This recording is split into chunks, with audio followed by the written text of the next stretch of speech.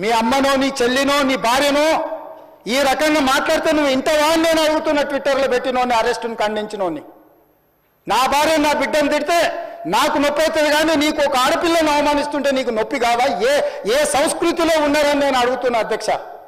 తోడుకలు తీస్తే అధ్యక్ష, ముఖ్యమంత్రిగా చెప్తున్న ఒక్కనొక్కని బట్టలు పదేసి రోడ్డు మీద తిప్పిస్తా అధ్యక్ష. రాజకీయాల ప్రజా జీవితంలో ఉన్నది మేము. విమర్శించండి, విశ్లేషించండి, మా గురించి మాట్లాడండి. ఆడబిడ్డల గురించి, ఇంట్లో ఉన్న ఆడోళ్ళ గురించి మాట్లాడే సంస్కృతి ఎక్కడి నుంచి వచ్చింది అధ్యక్ష? తెలంగాణ సమాజం ఇదేనా?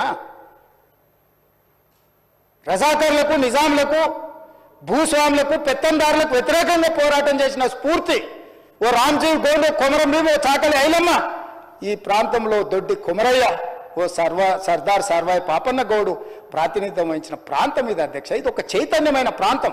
ఈ చైతన్యమైన ప్రాంతంలో ఎదిరించి నిలబడ్డాడు మునగాడు. ఆధిపత్యాలకు వ్యతిరేకంగా నిలబడి కొట్లాడిన గడ్డ ఇది. ఈ సంస్కృతిని మొత్తం సర్వనాశనం చేసి ఒక విష సంస్కృతిని నోటికి వచ్చింది మాట్లాడి వాటిని పోస్టు చేయించి ఏం పైశాచిక ఆనందం అని నేను అడుగుతున్నా అధ్యక్ష. ఇష్టం వచ్చినట్టు నోటికి వచ్చినట్టు మీరు మాట్లాడితే ఇది మంచి పద్ధతి కాదు. నిన్న అసెంబ్లీలో మాట్లాడుకుంటూ జర్నలిస్టులని బెదిరించే విధంగా ఏ విధంగా మాట్లాడిండో ఒక్కసారి ఆలోచన చేయండి. ఇలా ప్రతి జర్నలిస్ట్ ని ఏ విధంగా అవమానించిండో ఇలా ప్రతి జర్నలిస్ట్ కూడా ఆలోచించాల్సిన అవసరం ఉన్నది. బట్టలు ఊడదీస్తారట. ఎవరు బట్టలు ఊడదీస్తారు? ఈ బట్టలు ఊడదీసే ఫ్యాంటసీ ఏంటిది? బట్టలు ఊడదీసి చూసేది ఏంటిది? బట్టలు ఊడదీసి చేసేది ఏంటిది? నాకు అర్థమే అయితే లేదు. ఇది ఏం భాష? ఇది ఏం సంస్కారం? ఇదేనా సంస్కారం మాట్లాడేది?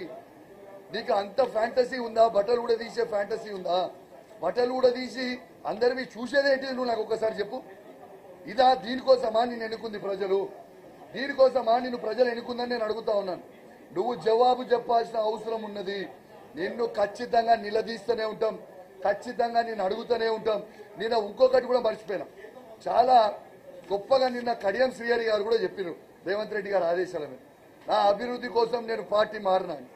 మరి ఇదే లాజిక్ వర్తిస్తే మరి కేంద్రంలో నీ బిడ్డ కూడా, కేంద్రంలో బీజేపీ పార్టీ ఉంది కదా, మరి నీ బిడ్డ అయినా తన పేరేందో కూడా నాకు తెలియదు, మన వరంగల్ ఎంపీ గారు కడియం శ్రీహరి గారి బిడ్డ, మరి తను కూడా లాజిక్ యూజ్ చేస్తే కాంగ్రెస్ నుంచి రాజీనామా చేసి బీజేపీకి పోవాలి కదా అభివృద్ధి కోసం, వరంగల్ పార్లమెంట్ కోసం. ఈయన అభివృద్ధి కోసము, స్టేషన్ కాన్పూర్ అభివృద్ధి కోసము పార్టీ మారినా అని చెప్పినప్పుడు వాళ్ళ బిడ్డ కూడా కేంద్రంలో బీజేపీ ఉంది కదా, పార్టీ వాళ్ళ బిడ్డ కూడా మారాలి కదా. మరి చిన్న లాజిక్ ఎట్లా మిస్ అయిండు?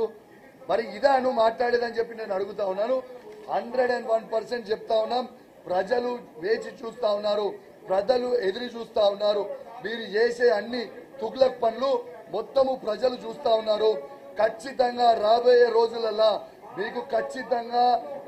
రోజులలో ప్రజలు మీకు బుద్ధి చెప్పబోతా ఉన్నారని చెప్పి కూడా ఈ సందర్భంగా తెలియజేస్తూ మళ్ళొక్కసారి కూడా చెప్తా ఉన్నాను.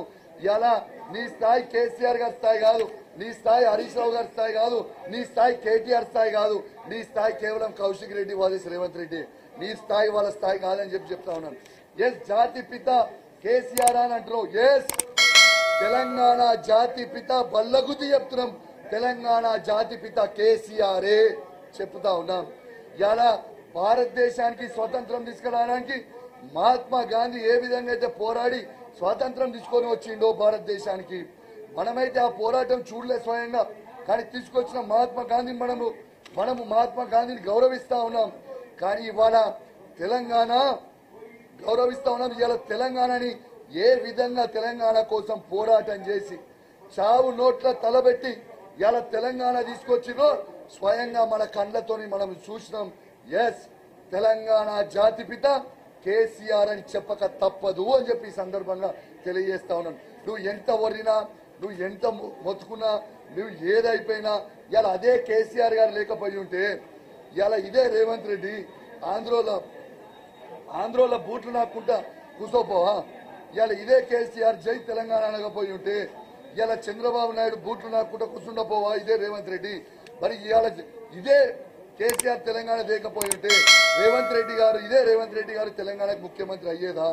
గుండె మీద చేసుకుని ఆలోచించాలని తెలియజేస్తూ సెలవు తీసుకుంటా ఉన్నాను. జై తెలంగాణ, జై కేసీఆర్.